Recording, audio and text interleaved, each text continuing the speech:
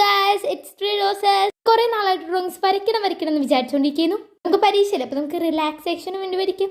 ഇവിടെ പടം നോക്കിയാട്ടാ നമ്മൾ വരയ്ക്കുന്നത്. ചേച്ചി കുറെ കളിയാക്കി, കലാവാസന ഇല്ലാത്ത കുട്ടീന്ന് വരെ പറഞ്ഞു. നമ്മുടെ കലാവാസന നമുക്ക് കാണിച്ചു കൊടുക്കാം. ഞാൻ വരയ്ക്കുന്നത് നിങ്ങൾക്ക് മനസ്സിലാവുന്നുണ്ടോ എന്ന് എനിക്കറിയില്ല. ആദ്യം നമ്മൾ സ്കെച്ച് വരച്ചു. ഇതിലോണ്ടാണ് കേട്ടോ നമ്മൾ സ്കെച്ച് വരച്ചത്. ചേച്ചിയുടെ അടുത്ത് ഷോ ഇതിന്റെ മേലെ കൂടെ പെയിന്റ് ചെയ്തു. നമ്മൾ എങ്ങനെയൊക്കെ ഒപ്പിച്ചെടുത്താണ് തുടക്കണം. ആ നേരം കൊണ്ട് നമുക്ക് കുറച്ച് നേരം പഠിക്കാം. ഒരു അങ്കിള് മേടിച്ചു തന്ന സ്കെച്ച് കൊണ്ടാണ് ഇനിയുള്ള കല. നമുക്ക് കാര്യം ഏകദേശം പിടി കിട്ടിയ പാട്ടൊക്കെ പാട്ടിട്ടാണ് വരച്ചത്. ഇതിന്റെ ലിറിക്സ് നമുക്കറിയില്ല, എന്നാലും നമ്മൾ പാടും. ഫുള്ളും ഞാൻ കാണിക്കാനുള്ള കേട്ടാ. അൺവാണ്ടൻ കാര്യങ്ങളൊക്കെ ഇങ്ങനെ ഇതില് ഇവിടെ തീർന്നു. അപ്പൊ നമുക്ക് റിയാക്ഷൻ നോക്കാം.